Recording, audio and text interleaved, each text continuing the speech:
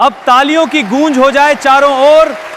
मंच पर स्वागत करें हमारे खास मेहमान कॉमेडी एक्ट्रेस उज्जवल राज जी का जोरदार तालियों के साथ। भाई कॉमेडी स्टार उज्जवल राज आप लोगों के सामने बहुत बेहतरीन एक कॉमेडी दिखाने का कष्ट कर रहे हैं। I love you.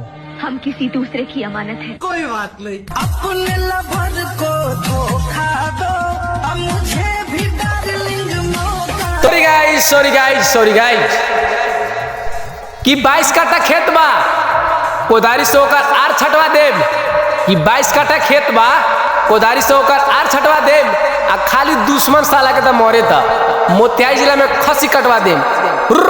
Sad song